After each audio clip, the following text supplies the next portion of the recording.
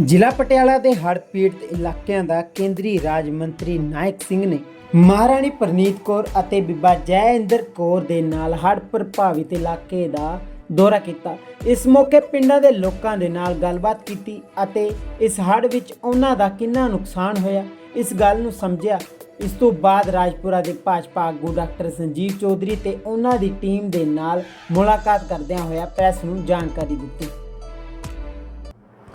हमारे प्रधानमंत्री नरेंद्र भाई मोदी जी ने जो पंजाब की बाढ़ स्थिति देखकर सभी मंत्रियों को एक ज़िले में जाने के लिए 2 दिन के लिए जाने के लिए कहा था।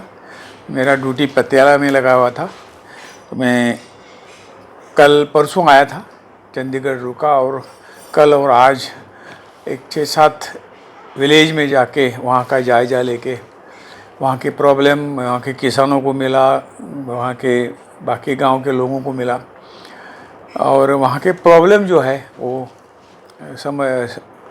समझ लिया और यहाँ रिपोर्ट अभी इनको करना है। बहुत बाढ़ की स्थिति बहुत बुरी थी। पहली बात यह है कि जो घग्गर नदी बोलते हैं ना उसको घग्गर, उसके बारे में तो हाँ, और 2 नदी ऐसे जो है ये तीनों मिलके बहुत बाढ़ के प्रमुख कारण तो उसी का पानी ओवरफ्लो होना। तो ये तो मेरे ख्याल से इशू इन 2-3 स्टेटों का है और ये इनके मिलके जो अपना जो सेंटर वाटर कमीशन है उन्होंने मिलके वो प्रॉब्लम सॉल्व करना है, नहीं तो वो हर साल इसी तरह की बाढ़ आके बेचारे किसानों का गरीबों का नुकसान हो जाएगा। इसको नदी जो छोटी है जब ऊपर से पानी आता है तो वो ओवरफ्लो हो जाके सब खेत बर्बाद हो जाते हैं। तो अभी उसको थोड़ा वाइडनिंग किया, डीसिल्टिंग किया और बंद बनाए, अच्छे बंद बनाए, उसको हाइट दे दी तो ये पानी सही रूप से अपनी जगह जा सकता है विदाउट ये खेत में आने के बगैर। तो ये तो लॉन्ग टर्म प्लान है और ये पक्का प्लान है, वो सरकार ने करना पड़ेगा। ये तो मैं रिपोर्ट करूँगा और रिपोर्ट करने के बाद सभी तीनों राज्यों को इकट्ठा करके वो प्रॉब्लम सुलझाना ये बड़ी बात नहीं है, वो तो करना पड़ेगा। दूसरी बात, लोगों को घर डूबे हुए हैं, घर पानी डूब के वो गिर गए हैं, ऐसे मेरे ख्याल से 150-200 घर ऐसे बोले थे, वो रिपोर्टिंग किया उन्होंने, उनको तुरंत मदद देनी है।